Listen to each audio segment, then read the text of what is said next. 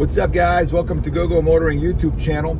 So this is going to be a quick video update on a potential issue I've been experiencing with the three-stage intake manifold and the AA headers mod for the N52 engine in my 2007 BMW 328i coupe. If you watched the previous video, you'd know that what the issue is, and that issue is that whenever I'm in idle, the rev counter from time to time tends to kind of keep going up and down a little bit, where the engine is hunting 40 RPMs. And even if the rev counter is not going up and down, you kind of hear the engine trying to sort of make this weird rotating sound, like where it's trying to really figure out what parameters need to be set within the engine so that it purrs like it would before the mod. So took it to my mechanic,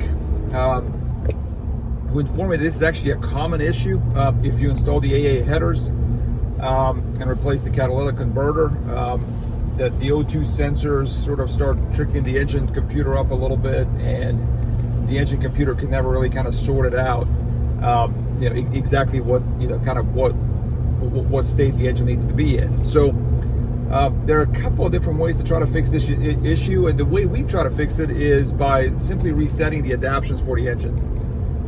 So as you all know, I did the mod sometime in April. We're obviously in January right now, so the temperatures are colder. So kind of one of the things, one of our assumptions for what was causing this to be more evident than before was the fact that when we reset the adaptions back in spring, the temperature was different, and now that it's getting colder, that's confusing a computer a little bit more than expected. Hence the the issue with the rev counter and the noise from the engine. So he ended up resetting the adaptions, and then the other thing that he did is using kind of the tune cable that I got from AA, he raised the idle, kind of like the standard idle rotations, by about, I think he said 500 RPMs, just as standard. Apparently you can set the parameters at which the car is going to idle using that tuning cable, and I'm happy to report that has pretty much fixed the issue, at least based on so far. The car doesn't, when I come to a traffic light, when I come to a stop sign, and the car's at idle, I haven't really seen it hunt for the RPM as much. I mean, I think the needle kind of doesn't pretty much move, and I also don't hear the sound as much from the engine that I used to hear before. We ended up resetting the adaptions, and then also kind of raising that idle by, I think, about 500 RPM as standard. So that appears to have fixed the issue for now, and this may be a permanent solution. I'm going to keep monitoring, and I'm going to update you on that.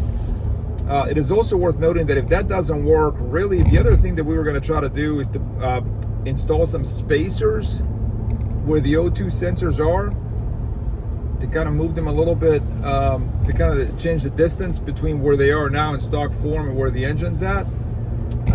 And apparently that used to be a way that a lot of these issues used to be resolved back in the 90s.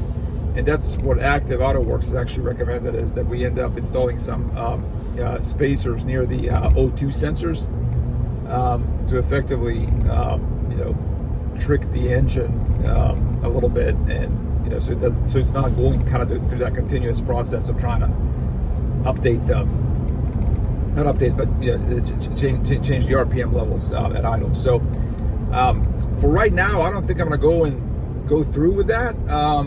Obviously, I'm going to keep monitoring the situation, and if it goes back to the rev counter moving at idle, or if the engine starts making that sound, then I may potentially end up installing those spacers near the O2 sensors and see if that fixes the issue. My mechanic does seem to think that resetting the adaptions may be more of a temporary fix than a permanent fix, and that whenever there's significant changes in temperature, like that kind of may throw the computer back for a loop again, and we're going to have the same issues that we've had before. But so far, that has not been an issue. So I'll keep monitoring the situation. I'll keep and I'll report back and keep you guys updated. But I can say for now, I'm enjoying the car even more because it is better whenever I'm at idle.